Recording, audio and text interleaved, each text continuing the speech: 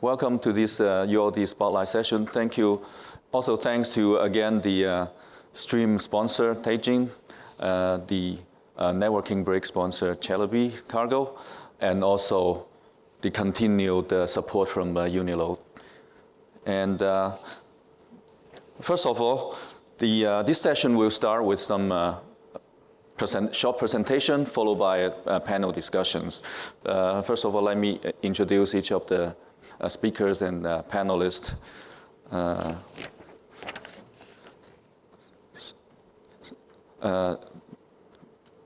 Mr. Thomas Moravi, Technical Director, Pelnet. Thank you. Mr. Edwin Boone, Manager, Cargo Operational Safety and Dangerous Goods Policies, KLM. Thank you. Mr. Christopher Licht, Managing Director, Chalabi Cargo. Thank you. And Mr. Gerd Pfeiffer, Dr. Gerd Pfeiffer, Head of Operational Excellence Supply Chain, Jettainer. Thank you for joining us. First of all, let me just set the scene first. Yeah, IATA, as Ben mentioned, IATA launched the ULD Safety Campaign in the 2016 World Cargo Symposium. And it has received great support from the industry. Some of you might still remember the campaign slides with the old artwork design that we used over the years at various ULD Safety Campaign local workshops. And yes, it can be co-branded with IATA and also available in more than 10 languages. If you look at the second image, yes, "We Are Safety" is a slogan of a group called Ground Handling Operational Safety Team, GHOST, established by the UK CAA, just for example. To keep up the momentum of this ULD safety campaign over the years that the industry built in promoting ULD safety compliance across the air cargo supply chain, we are in the preparation of relaunching the ULD safety campaign, first of all with a new design artwork. And indeed, ULD is not just a box. We would like everyone who touches the ULD to understand that their job will have an impact on flight safety. And the main objective of the ULD safety campaign is really to ensure parties across the air cargo supply chain, airlines and non-airlines, handle ULD correctly within the ULD operating limitations.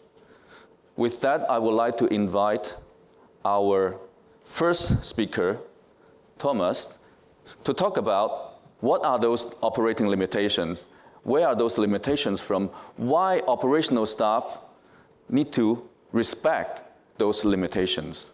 And Thomas will be talking about it from airworthiness certification engineer's perspective. And let's just welcome Thomas to give us this kind of introduction, and then we'll keep, for example, we'll keep all the questions at the end. Okay, thank you.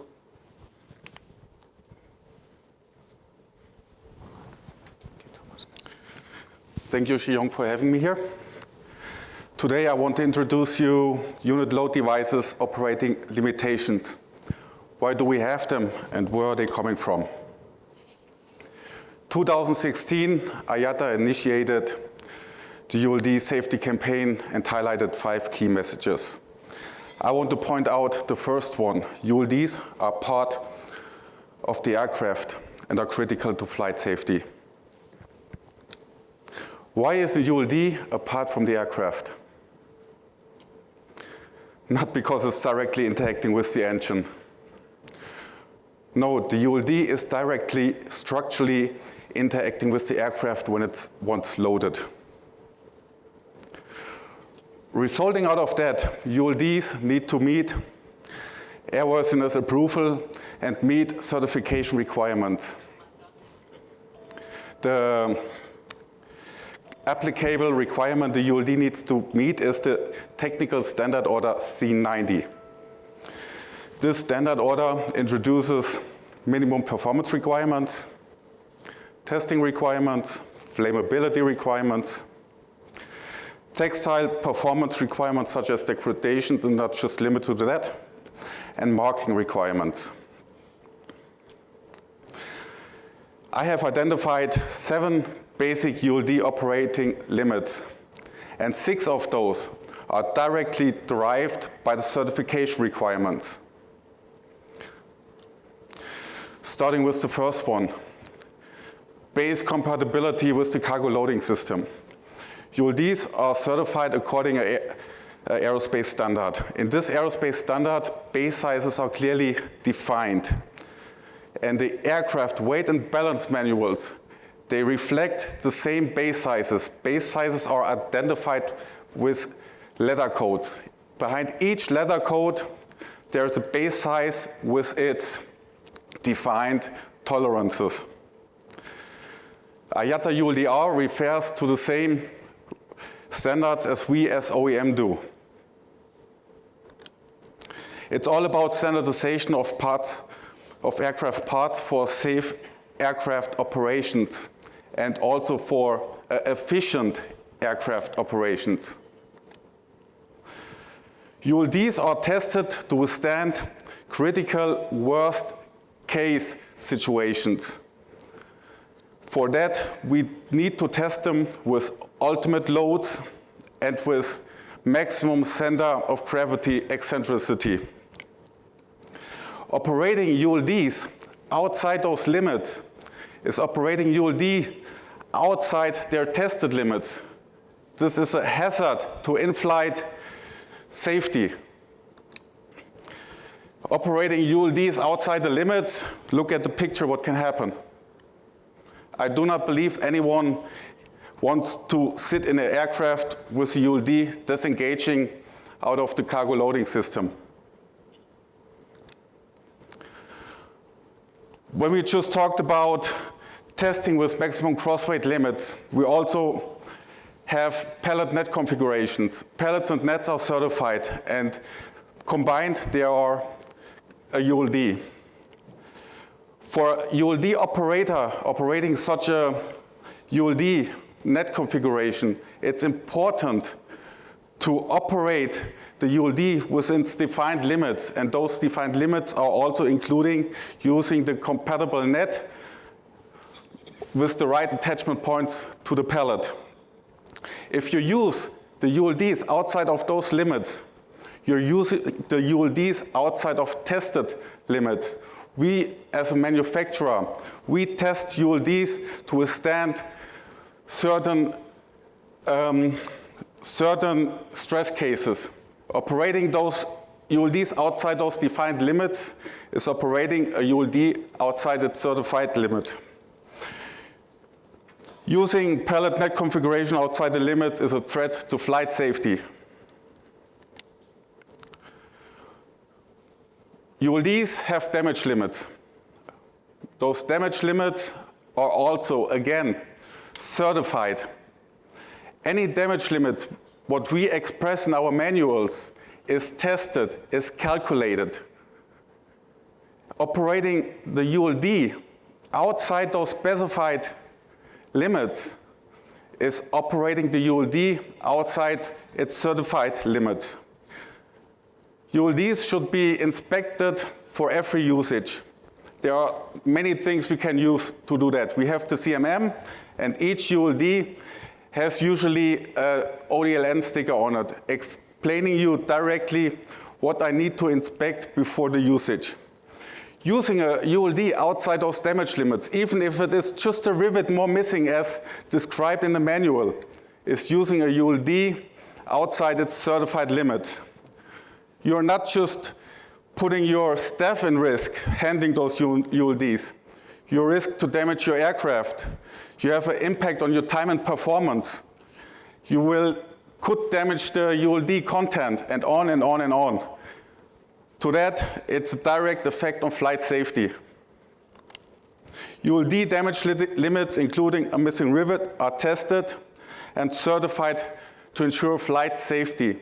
We have to test if we want to take out one more rivet as we have defined in our certification, we have to test it again.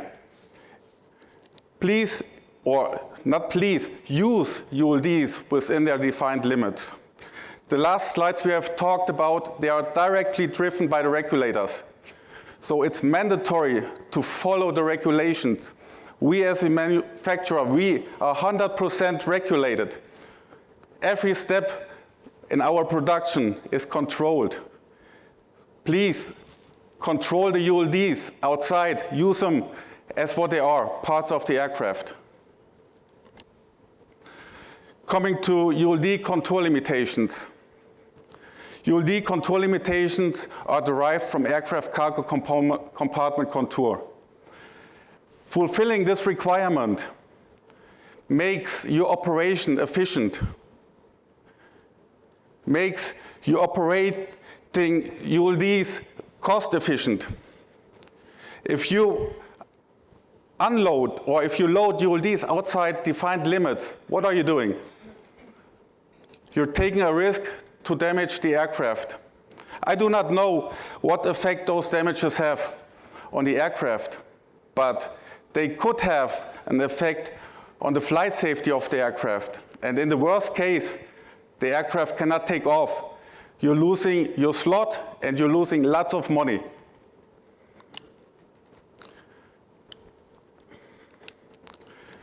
The industry has so much guidance to use. They can use how to handle ULDs as that what they are, aircraft parts.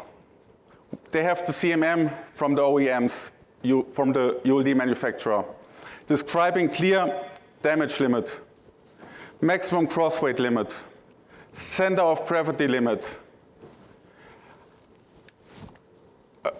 damage limits, and how ULDs should be repaired to guarantee continuous airworthiness.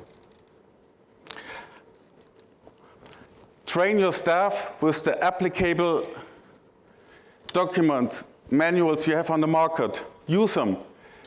Use it for your subcontractors. Use for everyone who's handling ULDs. Be aware you are handling parts of the aircraft. It's not just a box. It is a part of the aircraft.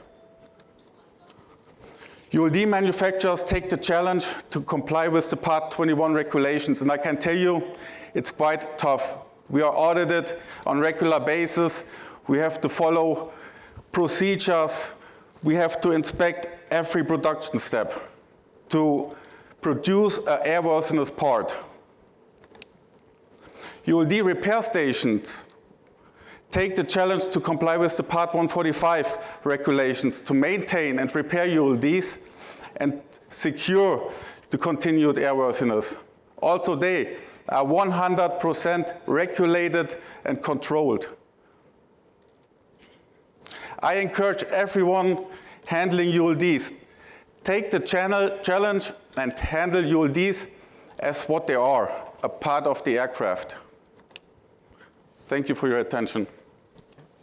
Okay. Thank you, Thomas.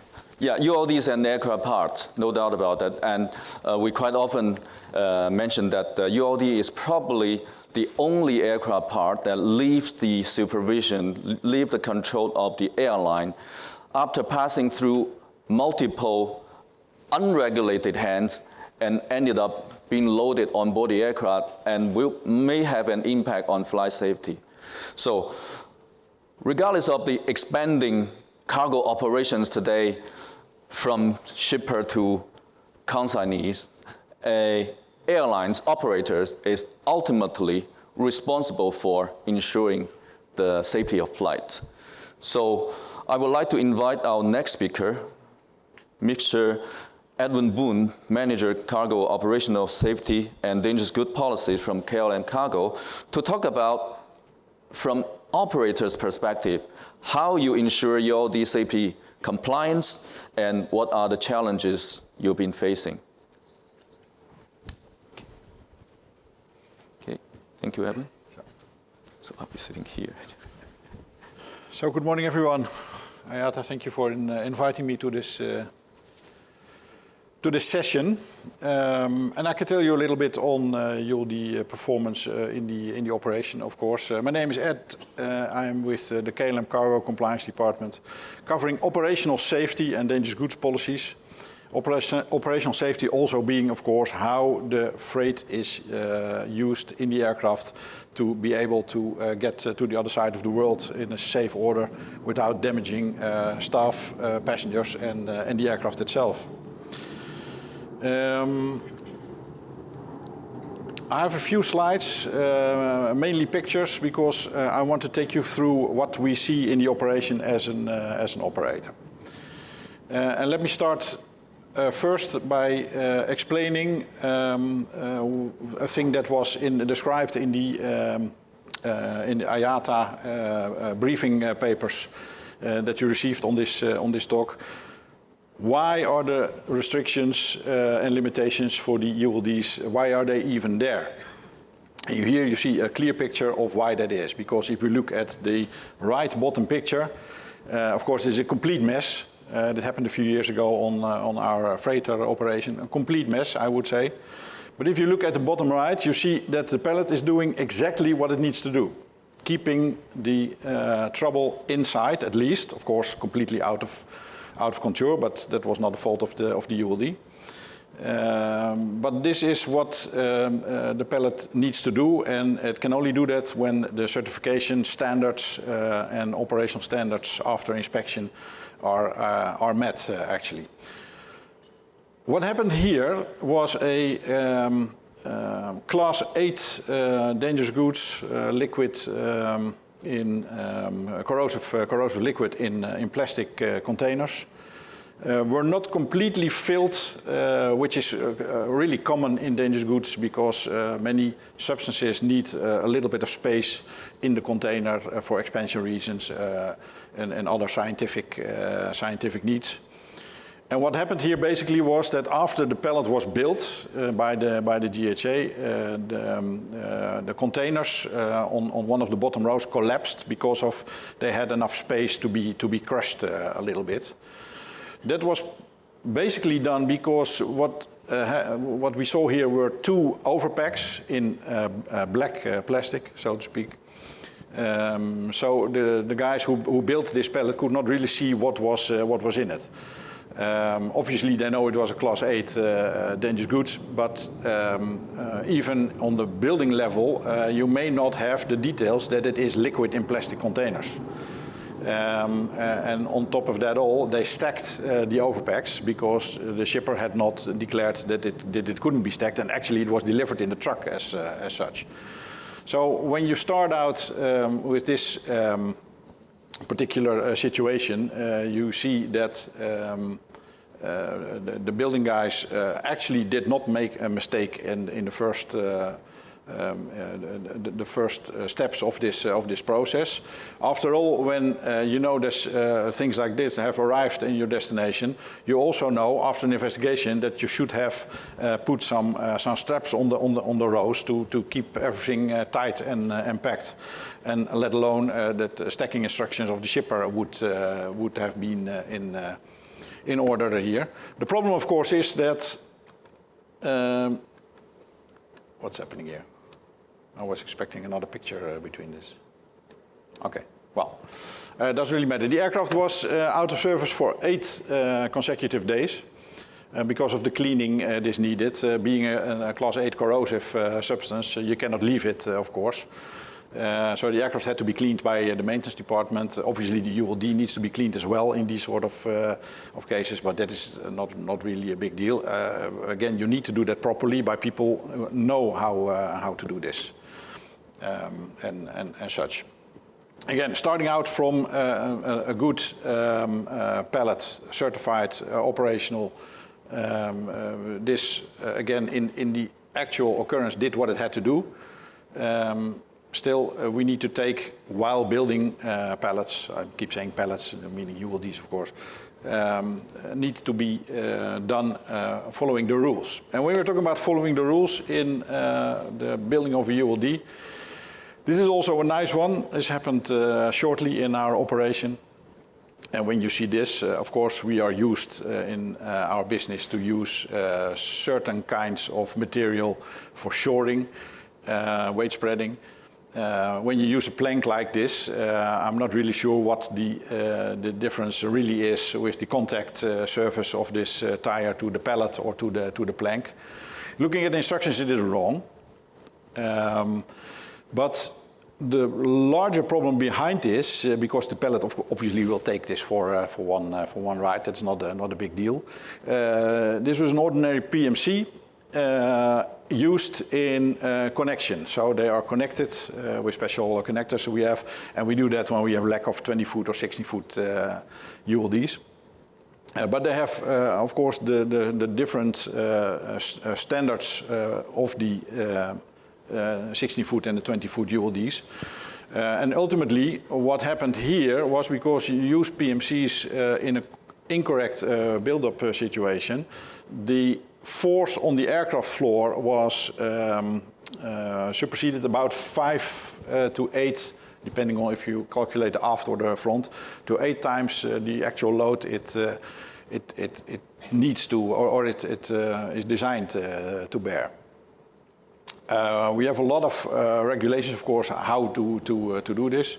There are situations where you can actually use the car directly on the pallet, but then you have to have the larger pallets, honeycomb, like the 16-foot, 20-foot configurations. And what happens here is that the pallet will eventually get buckled, specifically if you do this a lot. And when you have buckled pallets and you put them with ordinary freight again in the aircraft, it will not be in shape anymore. It will hurt the locks. This is also not always spotted very well by not able to be spotted very well by the GHAs who have to do the build-up and do the initial inspection before the build-up.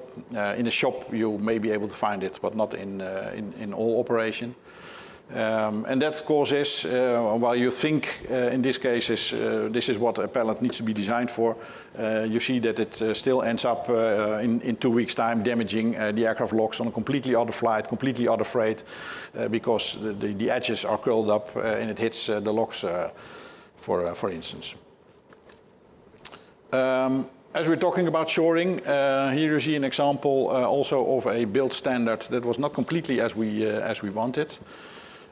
Also not in the actual occurrence damaging the ULD, but certainly on the long run.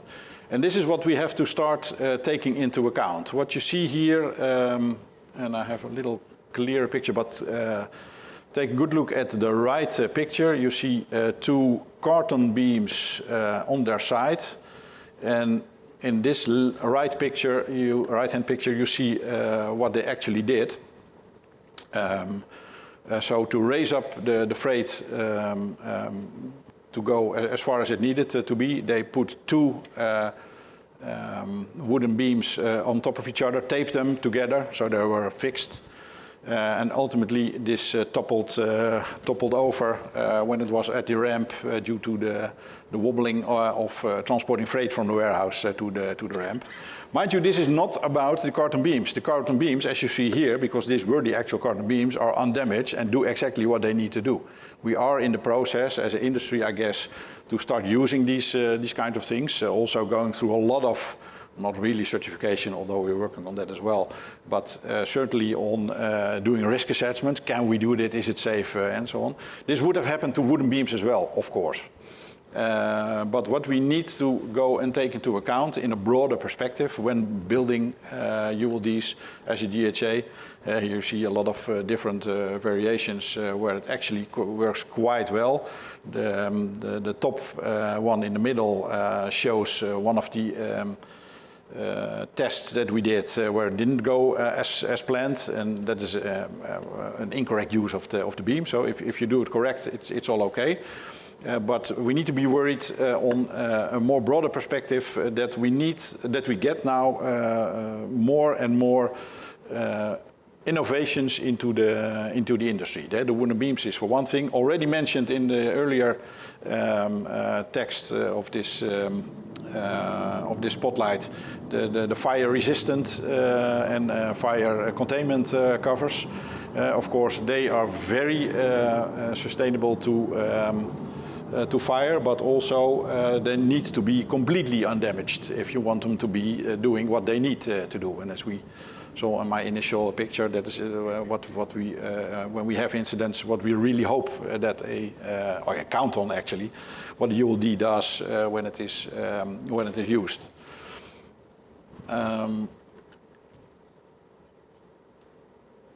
And with one final remark to my initial slide was that what you also see in this perspective is customers using their own plastic pellets, sometimes even for jerrycans and fluids also completely shaped around what they need to contain. And by those flows we get into the supply chain also materials that are coming from a shipper that are never tested in our industry. All kinds of plastic pellets and so on. So ultimately, when we have that and when we're 20 years on, those things would also probably be tested and certified. So we are getting standards nowadays for everything, so to speak.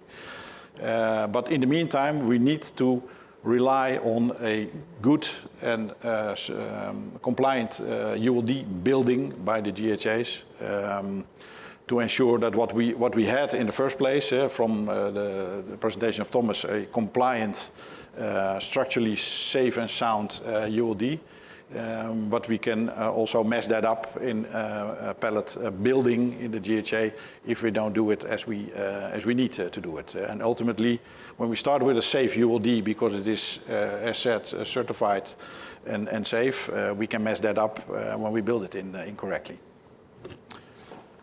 So that's, for now, the operator perspective. Okay. Thank you, Ed. Indeed, shoring, spreading, and strapping to pallet, you raised some typical examples that are very challenging. And I know that there are some dangerous goods experts here on site, but I was told by many cargo engineers that this kind of special load, strapping to pallet, strapping to the tie down to the aircraft structure, the calculation, design, everything, it's very complicated. Follow the aircraft weight and balance manual correctly. Otherwise, it's more dangerous than dangerous good. Thank you. So with that, I would like to mention that we talk about ULD operations. We believe that around 80% of airlines' ULD operations have been outsourced, performed by ground service providers. So it's very critical to understand from ground service providers' perspective how they ensure their airline customers' ULD requirements are complied with, and are they facing any challenges. So with that, I would like to invite Christopher Licht to talk about ULD safety from GSP's perspective. Thank you very much. Hello, everybody. Good day. Thanks for having me. My name is Christopher. I'm working in the industry for the last 17 years. I saw forwarder side, airline side, and GHA side. So I have a little bit of a background of the whole chain, actually. So what I want to talk is today about safety, ULD safety especially. I guess everybody is agreeing that ULD safety, or safety as such, is the highest priority in our industry. So therefore, I would like to show my agenda items here. So I want to go through some facts, the minimum requirements. Everybody who handles ULD needs to comply with some minimum requirements. What do we have for challenges in the industry? What are the improvement opportunities we have? And then also industry call for action, where I touch base on what we discussed in the beginning about the ULD Safety Campaign. Facts. What we saw in the beginning, maybe you didn't saw it in detail because it was shown in the pictures, is the ULD repair cost the industry more than $330 million per year. So that's a huge amount which we can save, because 80% of the damages we can avoid if we are handling the ULDs correctly. And of course, ULD is the #1 reason, actually, of damages of the aircraft. And also what Thomas said in the beginning, a ULD is treated as an aircraft part. And I guess there are a lot of stakeholders in our chain who are not recognizing it as an aircraft part. The most important way I want to build on is ULD. To build a ULD is a preloading of the aircraft. So this means actually that if you build a ULD, you are directly involved in flight safety. And therefore, you need to require, or you need to bring some minimum requirements, and you need to ensure it. If you are a company who are handling a ULD, you need to bring these minimum requirements with you. The minimum requirements are actually 3 pillars. One, and this is one of the important one, is training. If we are not training our staff properly, they will not gain the know-how. They will not be. They are not having the awareness what can happen, and also they don't have the skills to operate ULD. And we have supporting materials. So it's not like that the industry is not doing something or not providing guidance. We have in the IATA ULDR, there's a table 1.6a, which is clearly describing the content of this training. So this is very important, because without training, you are not able to handle the ULD correctly. The second thing is equipment. And equipment, I guess everybody's agreeing, if you are handling a ULD and you are not having the right equipment, you will damage the ULD. You maybe bring also your staff under risk, because if you are not having the right equipment on site, you are also, or if you are lifting a ULD without supporting equipment, there's a huge risk also for your staff. And there is also, from the industry, guidance, and this is in the IATA AHM 911 clearly described, what do you need for equipment to handle ULDs properly and safely. Facility and infrastructure is the third pillar. And of course, you need to ensure that your facility is able to accommodate ULD operation and ULD handling. So this requires ULD storage. So if you are not able to store correctly your ULDs, if you are not able to segregate them correctly from unserviceable and serviceable, you're not able actually to comply with. So there's also guidance given in the IATA AHM 942. What kind of infrastructure do you need? So I guess when you are complying with all of these 3 pillars, actually you're very good to go to handle ULD. The challenges, industry challenges. So this is something what I want to raise today, because we saw it, especially in the last 2 years, there was a massive increase in challenges from shippers for BOPs. And the main drivers and some of the reasons, this is what we discussed also in the industry, is the ratios increased. Of course, in the last 2 years, much more than before. And this is adding complexity. That means we are, most probably because of the reason that there are more BOPs built, there are more subcontractors involved, more unexperienced stakeholders in the chain. So if you have an unexperienced stakeholder in the chain, there's a huge risk actually that something went wrong until the ULD is delivered to the facility. Airlines, the airlines are responsible at the end to certify the forwarders. And we all know, I guess the airlines struggling also with this, because when you see from a global operation of an airline how many stations they are flying to, if you add up to the GHAs, which are regularly audited and controlled and checked, if you add up then 10, 20, 30 forwarders, which most probably build ULDs, this complexity is very, very difficult to handle for the airlines. Another important point is for BOPs, or that's more related to a risk, is the handlers. Of course, since the ULD is built already, we have less acceptance times. And of course, everybody would agree, I guess, the less time you have, the more risk you have, because there's human error can happen. You need, when you rush, easily something can oversee. So there's a huge issue there. And we as GHAs, we raised our voice, and we discussed this also in the IATA ICHC, because it's not only me talking as Celebi for my station. We in the industry meetings, we are also discussing it, that it's not, or that's a general issue we are having in our industry, that these incidents are increasing. So therefore we put it on the priority for the ICHC to discuss what can we do better as an industry to support also the forwarder side or the shipper side to comply with all of these regulations. And what I don't want to miss also to say is that at the end, we as GHAs, we are the security net for the airline. So if there's something wrong on a BOP, we are at the end responsible when we are saying, yes, the pallet is good to go. And therefore, it is for us a very critical item, because, of course, we can check the ULD, we can check the outside, we can check the pallet, we can check the net, we can check everything what we can see, but we can't see what is inside. And therefore, I will show some pictures later what we are having on a day-to-day basis, what we are experienced, which is adding a lot of pressure on our staff. And also in terms of decision-making, it's very complex. So why we think that the quality is lacking? Of course, now I touch base on the minimum requirements again. We are thinking that does the stakeholder have the access to the required manuals? This is the first question, and maybe you can, when you go back to your stations, you can maybe check with your partners or subcontractors or companies you are working with.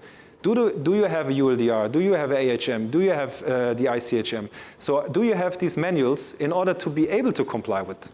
There's a question mark.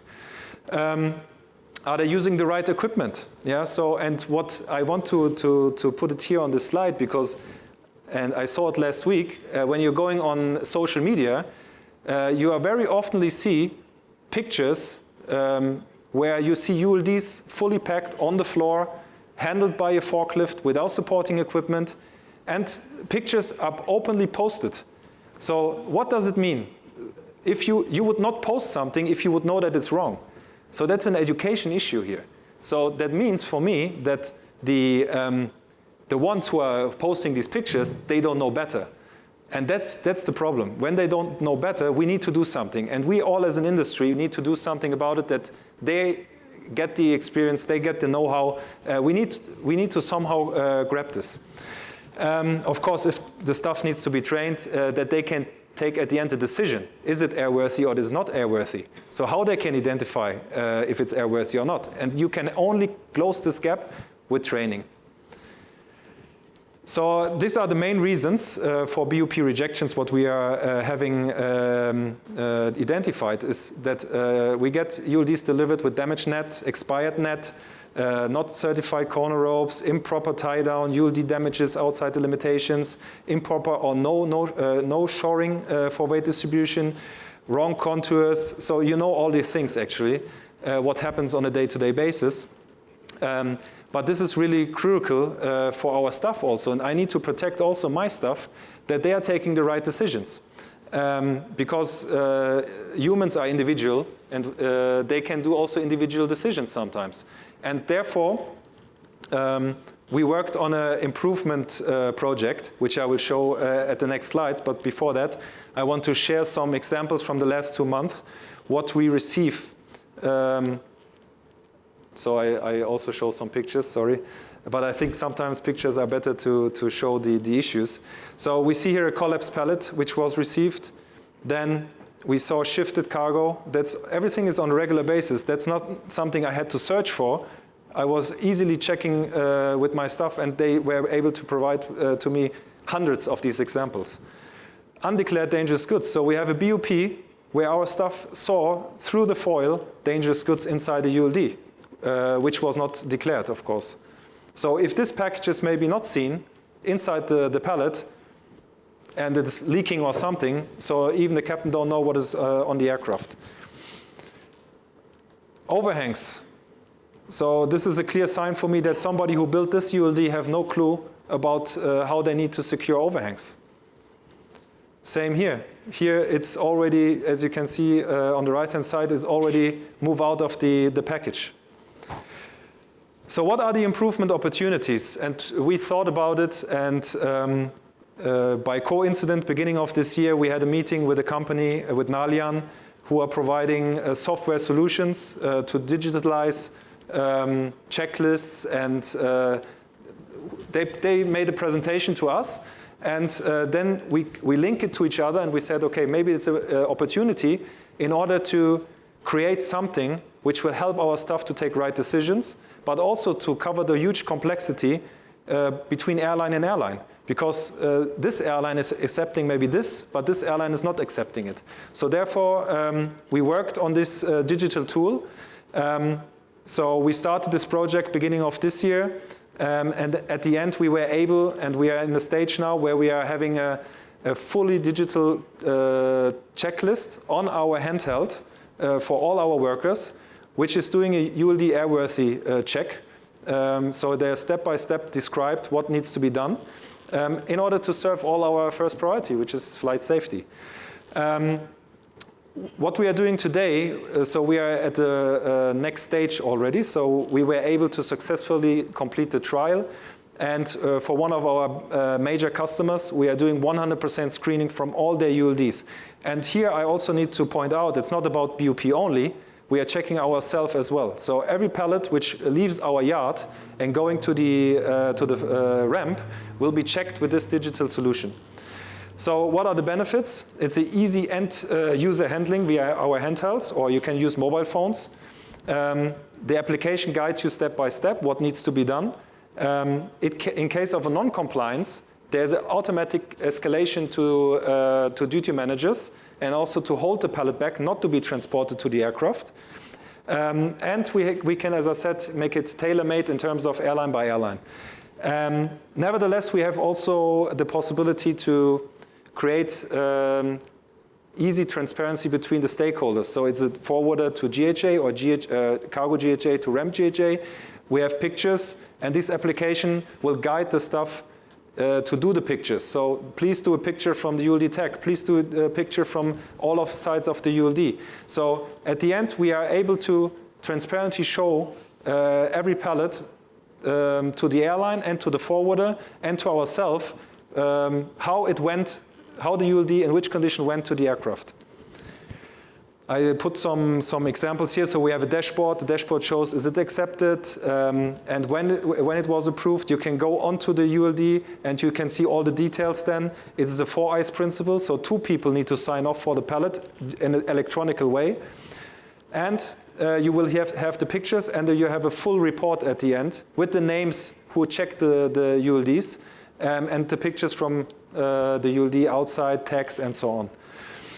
And the last thing I want to say is call of action, or industry call of action. I want to ask you all be part of the IATA ULD campaign, because at the end safety is all our job, and we need to all work together to make it a better and safer environment. Thank you very much. Thank you, Chris. Okay. Yeah, with that, actually, first of all, thanks again to all the presenters, and let's move on to the panel discussion. And in addition to the previous presenters, Dr. Gerd Pfeiffer from Jettainer will join us for the panel discussion. First of all, a question to Dr. Pfeiffer. As one of the major ULD leasing service provider, you've been working closely with both airlines and ground service providers. So I believe the challenges raised by both Ed and Chris are nothing new to you. Would you like to share with us something that, in addition, that have not yet been covered, the challenges you saw? Yeah, I would like to. So first of all, thank you very much for including me. For the sakes of time, we're not going to have slides, but I would like to do a little bit of storytelling to actually explain to the audience how we got into this situation that basically Christopher just explained, and we have seen the pictures. And I would like to take you on a journey through the last, let's say, 2.5 years and connect the dots with you together to really understand how did we get here and why is it not going to go away? Why can't we just wait until it's over, right? I want to do this reasoning with you. But first of all, maybe for the sakes of the audience, I'd like to say a couple things about Jatena because some of you might never have had contact with us. So we are in the ULD management business. We're offering short-term ULD leasing, but the core business is complete ULD management for airlines. Our customers are traditionally airlines, and they can outsource the whole ULD management process to us. So we do everything from assets to tracking and tracing. We take the assets off their balance sheet and turn it into a service that they can purchase as a flexible cost, and we can allow them to grow and to shrink, as we all do in this market, right?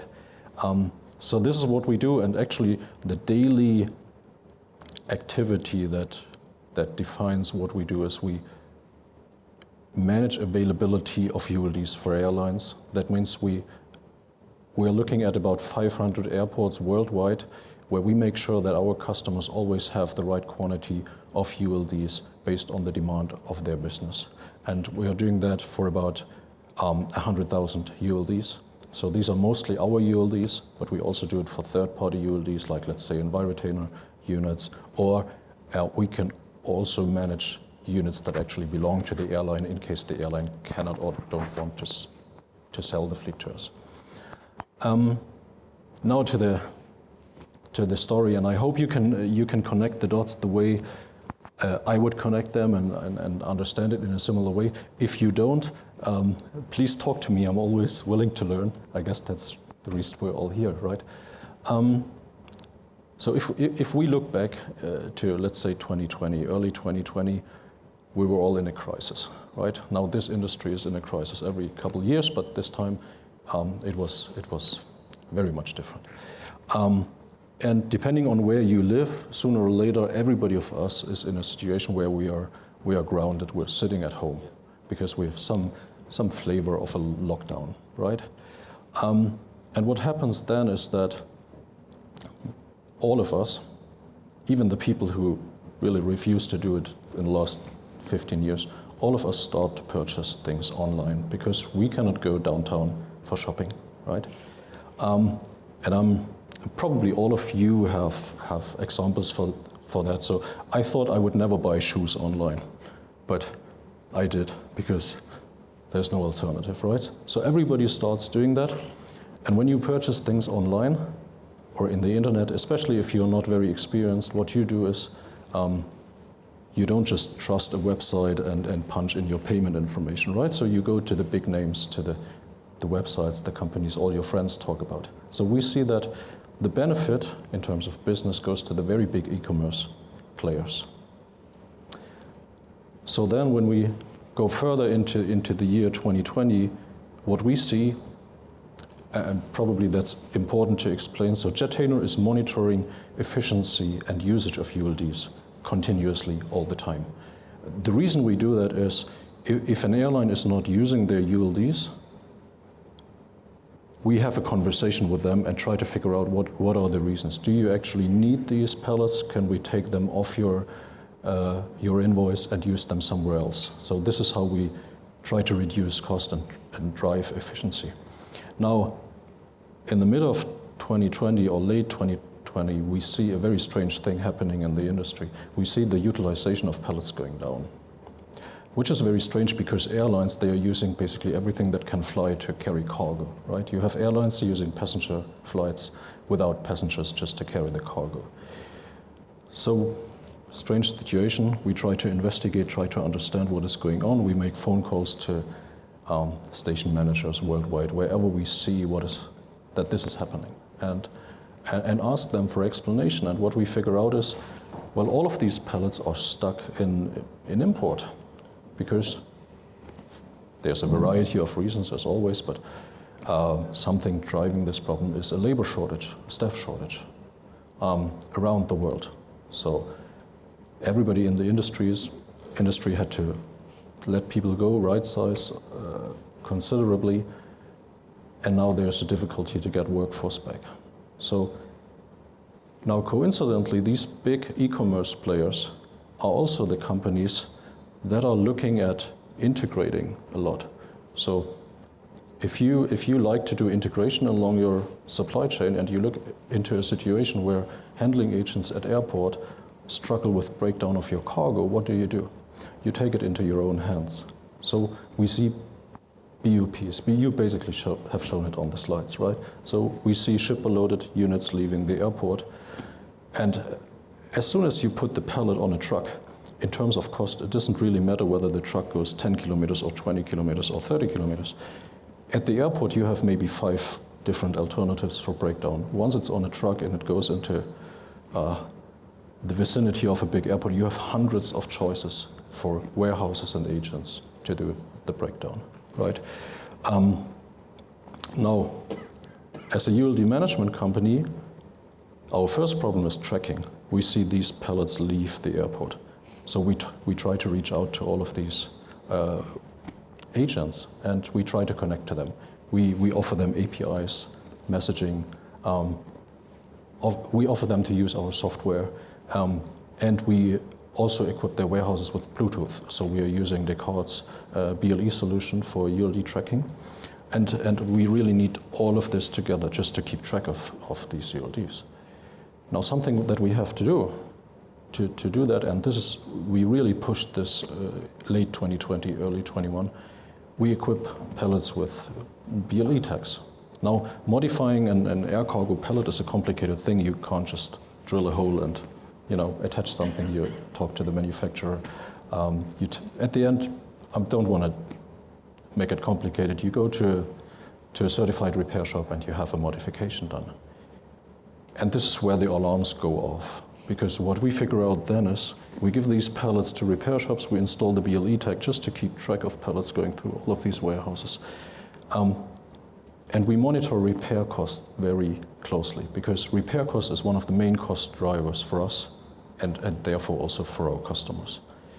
And we see that it doesn't develop the way we thought it would. We see much more repairs than we anticipated, and we look at the pallets and really the handling is very rough. We also scrap and replace a lot. So this was before the war in Eastern Europe. So Russian aluminum was still there. But it is really this moment when we understand there is a significant problem here in the industry. Okay. Thank you, Dr. Pfeiffer. I think because of the time limitation, I would like to combine two entities together. We talked about SBU, shipper build unit, freight forwarder, and the growing of the e-commerce giant like China, JD.com, and Amazon Air. They all sometimes they all operate flights, and they're all new joiners of this ULD operations. How to make sure our ULD safety requirements are communicated, provided to these shipper, freight forwarder, e-commerce logistic providers. I would like to first, maybe an airline's view. Well, indeed, as we have seen, and as the discussion progresses to the unitization programs, the BUP stands for Build Unitization Programs. What we see in operations that there have been in the past 20, 30 years, never actually been a program for managing these programs. If you can speak of a program at all, we're always on the commercial side with the contracts with the users, the forwarders of these flows, and not so much in operations where you can actually control the safety and security of those pallets. So, for instance, what we have started doing now is to make actual operational build unitization programs where we can say if a forwarder is allowed to offer a BUP for acceptance, then you also must have proper training in place and proper handling instructions, and specifically the usage of our cargo handling manual to do exactly what a general what the GHA should be doing with the ULDs. Okay, thank you.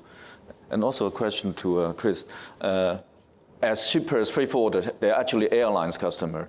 I'm actually glad to see GSP taking on airlines' burden to actually auditing and and also checking whether shippers, freight forwarders are performing correctly. So I'm also glad to hear that ICHC is working on, in addition to your own solution and industry recommendation. Can you talk about this a little bit? I know it's work in progress, but can you share with us more background? As I also said in my presentation, is that in the ICHC we agreed all, I guess, we need to give more guidance to the forwarders.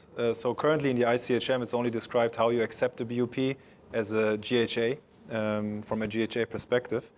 But of course, we need to give guidance, especially to the 3 minimum requirements I mentioned, and we need to make it more clear to them. What do you bring, or what do you need to deliver in order to be able to handle it correctly? And therefore we are working on this guidance.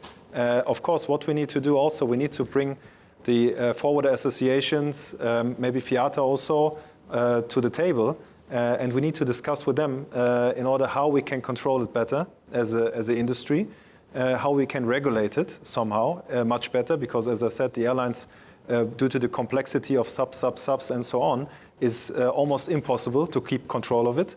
And therefore we are trying to bring all the stakeholders on one table and try to find solutions, give recommendations, and give access to the manuals, and at least give a guidance how they can get these informations in a much easier way, because maybe they don't need 4 or 5 manuals. Maybe we can make it more compromised with an easier understanding also for them what they need to deliver.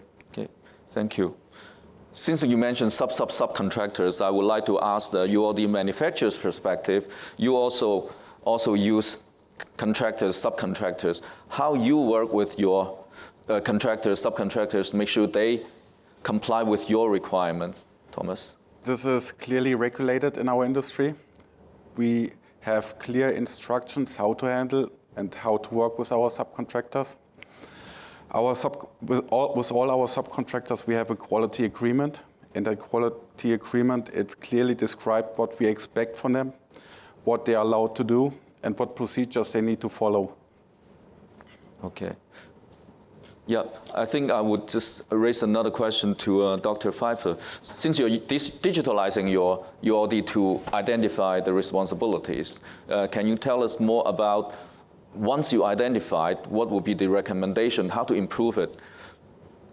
Yeah, the problem here is really to find the needle in the haystack, because there are so many agents that can be used around the airport, and there's a high level of agility. So also these shippers are really flexible in changing, and they do that at an astonishing velocity sometimes, so it's hard to follow.